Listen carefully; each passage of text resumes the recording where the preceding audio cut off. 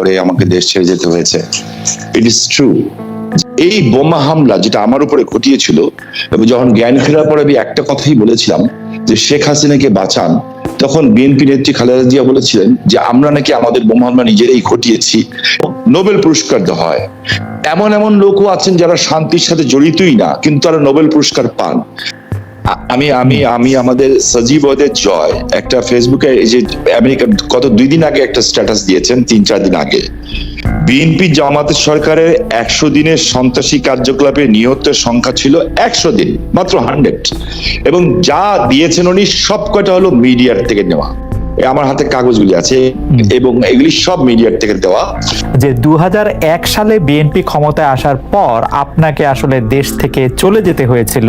আমাকে দেশ ছেড়ে যেতে হয়েছে, এবং আমি যে দেশ ছেড়ে গেছি সেটা জাতির পিতার কন্যা মাননীয় প্রধানমন্ত্রীর একবার না কয়েকবারের নির্দেশের পরিপ্রেক্ষিতে। কারণ আপনার নিশ্চয়ই মনে আছে, আপনি একজন প্রতিযোদ্ধার সাংবাদিক। এখানে আমাদের ফারুক ভাই আছেন, যাকে ব্যক্তিগতভাবে আমি শ্রদ্ধা করি। এই কারণে শ্রদ্ধা করি যে উনি মুক্তিযুদ্ধটা নারায়ণগঞ্জ থেকে শুরু করেছিলেন, বিএনপির নেতা হিসাবে না, শুধু একজন মানুষ হিসাবে এবং একজন মুক্তিযোদ্ধা হিসাবে, মুক্তিযোদ্ধার পরিবার হিসাবে আমি তাকে সম্মান করি, এবং আশা করি যে আমরা বিতর্ক না যেয়ে আমরা সত্য কথাটা বলার চেষ্টা করব।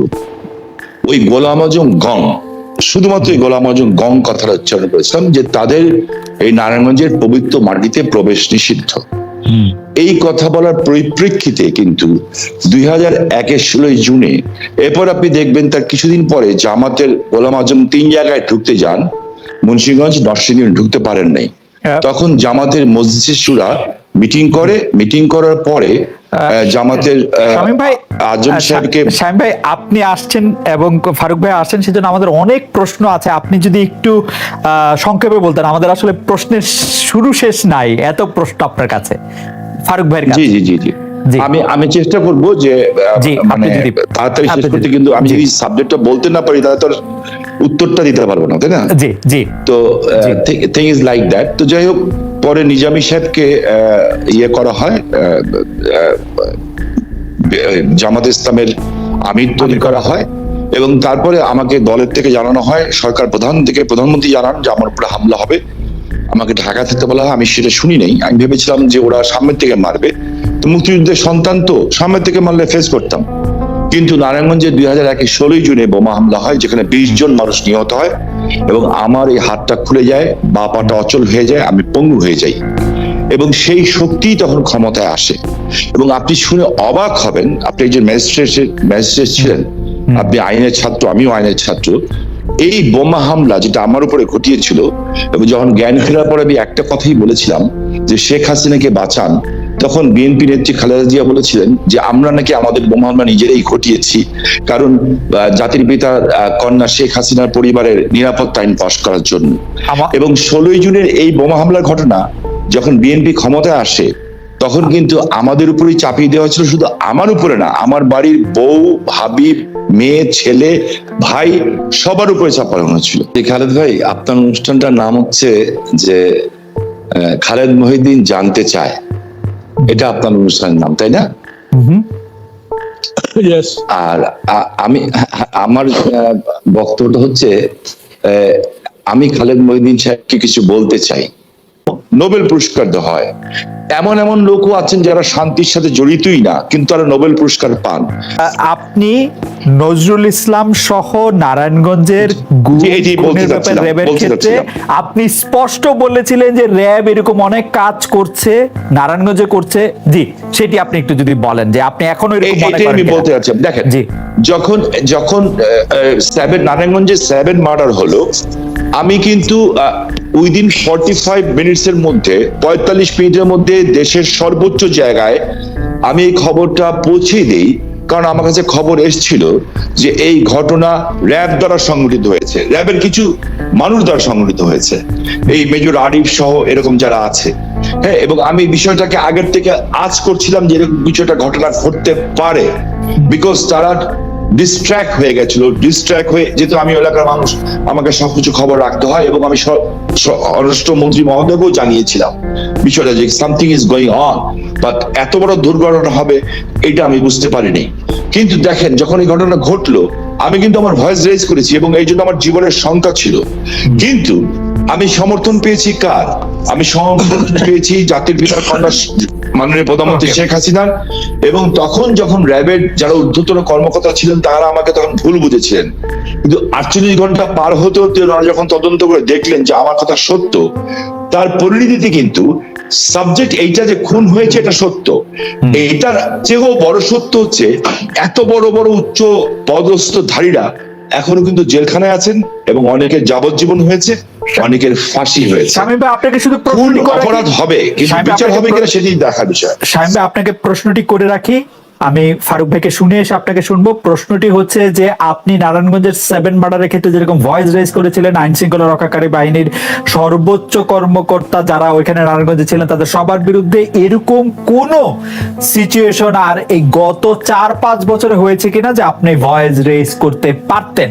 শামীম ওসমান, আপনার নিশ্চয়ই মনে আসে একরামুল বলে চট্টগ্রামের একজন কাউন্সিলর, তার মেয়ে যখন বলছিল বাবা তুমি কান্না করছো যে, এবং তারপরে যখন তাকে গুলি করে হত্যা শব্দ আমরা শুনলাম, সেই সময়ের মধ্যে কিন্তু আমরা অনেকেই বলছিলাম যে এইখানেই এটি শেষ হওয়া উচিত, কিন্তু এটি আসলে শেষ হয় নাই।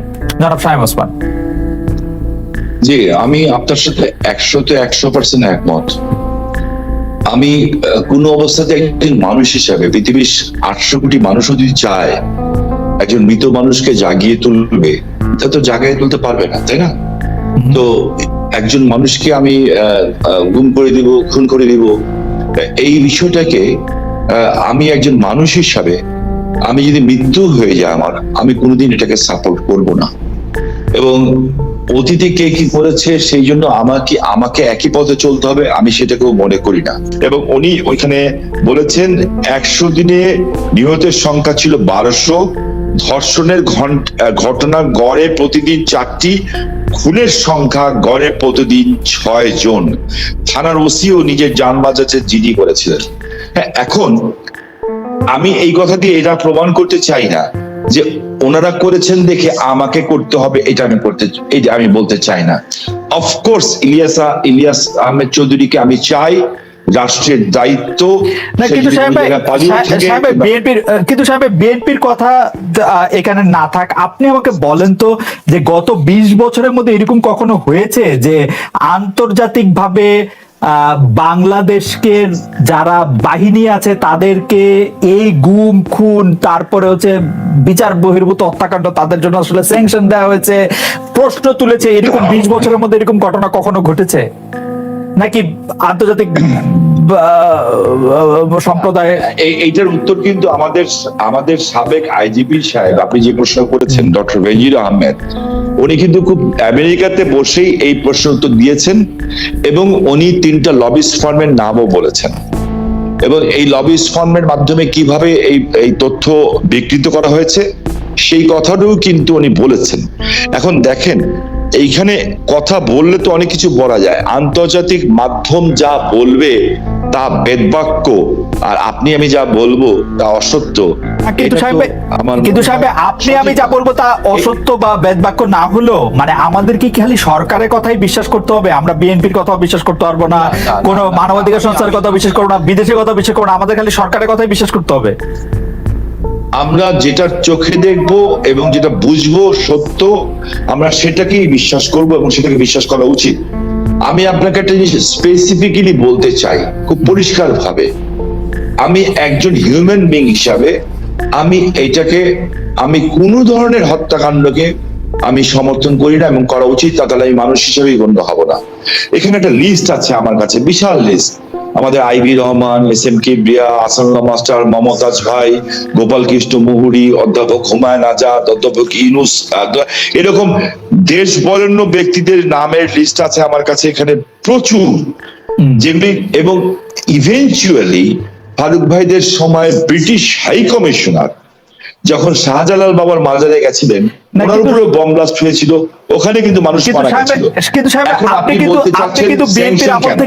আপনি কিন্তু বিএনপির আমল থেকে আসতেই পারতেছেন না, আপনি বিএনপির আমলেই থাকতেছেন, আপনি এই আমলে আসেন যে আমলের মধ্যে জাতিসংঘ হচ্ছে বাংলাদেশের 4 জন বাহিনী প্রধানকে আসলে স্যাংশন দিয়েছে, জাতিসংঘ প্রত্যেকবার বলছে এটার কথা, আন্তর্জাতিক মানবাধিকার সংস্থাগুলি বলছে, বাংলাদেশের আওয়ামী লীগ ছাড়া সবাই বলছে মায়ের কান্না বলে সংস্থাগুলি বলছে। আওয়ামী লীগ ছাড়া সবাই বলছে কিন্তু আমি জানি না, বাট আমি যেটা দেখেছি যে র্যাবের নতুন ডিজি কিন্তু পরিষ্কার ভাবে বলেছেন, র্যাবের ডিজি বলেছেন যে আমাদের কাছে যে লিস্ট চাওয়া হয়েছিল আমরা তার উত্তর দিয়েছি, এবং এই উত্তরের পরে আমাদেরকে কোনো পাল্টা প্রশ্ন করা হয় নাই। আমরা দেখি এরপরে ওনারা কি বলেন, সেটা একটা সাবজেক্ট ম্যাটার।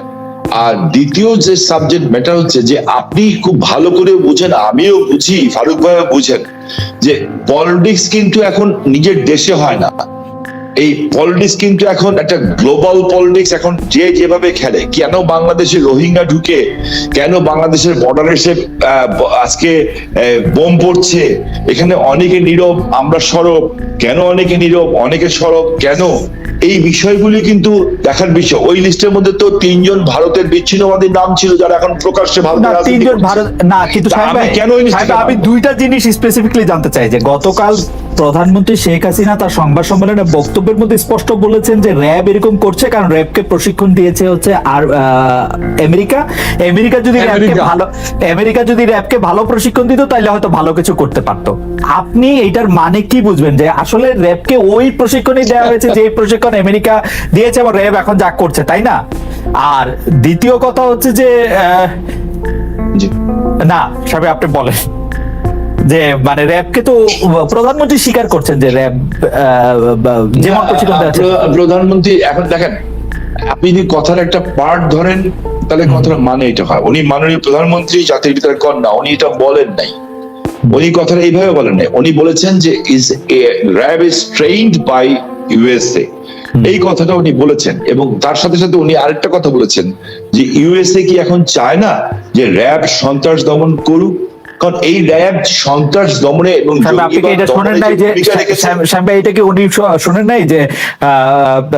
প্রধানমন্ত্রী বলেছেন যে র্যাবকে যদি অন্যরকম ট্রেনিং দিত তাহলে অন্যরকম হতো, এরকম একটা লাইন।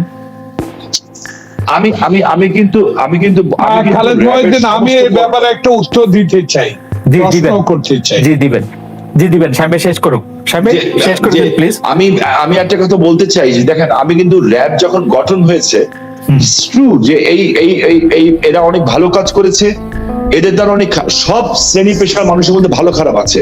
যেমন আমাদের নারায়ণগঞ্জের নজরুল ইসলাম সুইট একটা ছেলে জেলখানায় ছিল, কালো পতাকা দেখিয়েছিল তৎকালীন প্রধানমন্ত্রী বেগম ম্যাডাম খালেদা জিয়াকে, এই অপরাধে জেলখানা নিয়েছে। জেলখানায় ডান্ডা বেরিয়ে পড়া অবস্থায়, সে ডান্ডা বেরিয়ে পড়া অবস্থায় তাকে জেলখানা থেকে বেরিয়ে নিয়ে গেছিল, ও সহ সেলিম সহ 4 জনকে গুলি করে হত্যা করা হয়েছিল। আমার মনে হয় সাহেব আপনার বক্তব্য আমরা শুনেছি, আমরা একটু প্রমাণ আছে।